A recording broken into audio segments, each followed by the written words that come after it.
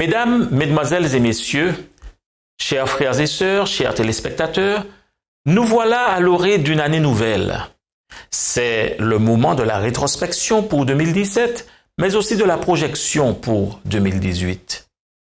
Nous comptions au troisième trimestre de cette année au sein de l'Union des Antilles et de la Guyane française des Adventistes du 7e jour, 147 églises et 24 groupes dans lesquels se réunissent les 32 292 membres inscrits au registre. Plusieurs pourront témoigner de la bonté du Seigneur à leur égard au cours de l'année passée.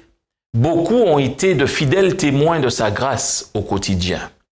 Nous avons ensemble et dans la solidarité traversé bien des épreuves, essuyé des ouragans et des tempêtes, et en écoutant la parole des météorologues, nos vies ont été sauves. Matthieu, dans son 7e chapitre, au verset 24 à 27, nous dit ceci. « C'est pourquoi, quiconque entend ces paroles que je dis et les met en pratique, sera semblable à un homme prudent qui a bâti sa maison sur le roc. La pluie est tombée, les torrents sont venus, les vents ont soufflé et se sont jetés contre cette maison. Elle n'est point tombée parce qu'elle était fondée sur le roc. Mais quiconque entend ces paroles que je dis et ne les met pas en pratique sera semblable à un homme insensé qui a bâti sa maison sur le sable. La pluie est tombée, les torrents sont venus, les vents ont soufflé et ont battu cette maison.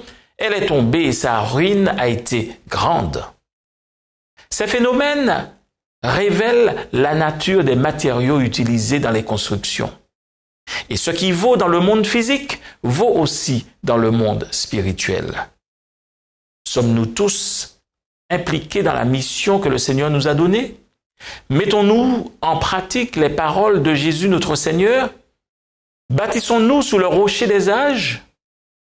Mon vœu en 2018 est que notre Église soit non seulement à l'écoute, mais qu'elle mette aussi en pratique la parole du Seigneur, afin que tous ses membres impliqués dans la mission résistent aux intempéries physiques et spirituelles qui ne manqueront pas de nous visiter. Montrons-nous sages comme celui qui a bâti sur le roc, et soyons, pour nos compatriotes en 2018, source d'inspiration et de réconfort, leur montrant ainsi le chemin menant au salut.